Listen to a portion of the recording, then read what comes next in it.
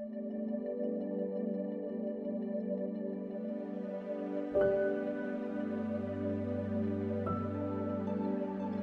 खुदावंद की सलामती आपके साथ हो। आज 15 अक्टूबर 2022 है।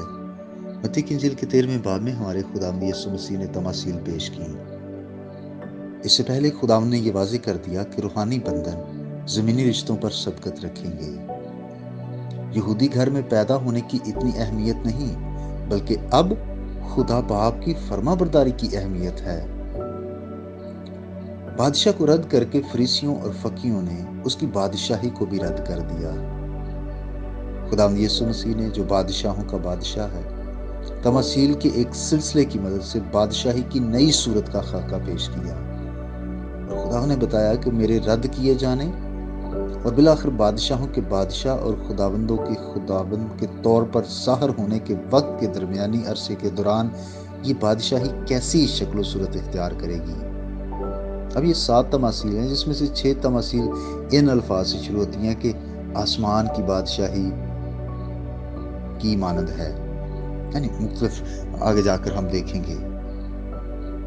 इन तमासील को सही तनाज़र में देखने के लिए जब हम इस बात पर गौर करते हैं कि ये कहा गया था कि आसमान की बादशाही नज़दीक आ गई है, तो आसमान की बादशाही वो दायरा या इलाका है जिसके अंदर खुदा की हुक्मरानी को तस्लीम किया जाता है। इसके 2 पहलू हैं। एक तो ज़ाहरी है, इसमें वो सब शामिल हैं जो खुदा की हुक्मरानी को तस्लीम करने का दावा करते हैं कि इस ज़मीन पर खुदा ही सबसे बड़ा हुक्मरान है। दूसरा इसका पहलू है दाखिली या बातनी हकीकत। इसमें सिर्फ वही लोग शामिल हैं जो उस पर ईमान लाकर बादशाही में दाखिल होते हैं। इसका मतलब ये है कि खुदा को हुक्मरान तो सारे मानते हैं, लेकिन सारे उसकी बादशाही में दाखिल नहीं होते, बल्कि वही जो खुदावंद यीशु मसीह पर ईमान लाते हैं। आसमान की बादशाही के 5 मरहले हैं।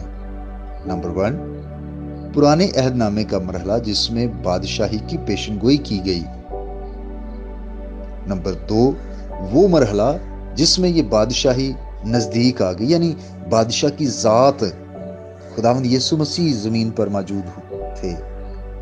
अब तीसरा जो मरहला है ये अबूरी मरहला है और ये उन लोगों पर मुश्तमिल है जो इस जमीन पर मौजूद हैं और उसके लोग होने का दावा करते हैं। ये खुदावंद यीशु मसीह के आसमान पर उठाए जाने के बाद का जमाना है जिसमें हम जी रहे हैं। चौथा मरहला 1000 साला दौर में बादशाही का ज़हूर होगा और 5वां और जिसमें आखिरी दायमी और अबदी बादशाही होगी। अजीज भाइयों और बहनों, सवाल ये है कि क्या आप आसमान की बादशाही के वारिस बन चुके हैं?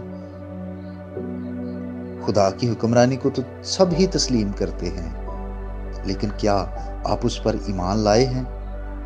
जरूर इस पर गौर करें और अगर आप आसमान की बादशाही में शरीक नहीं हुए तो यीशु मसीह पर ईमान लाएं, उसे शख्सी निजात दहिंदा कबूल करें।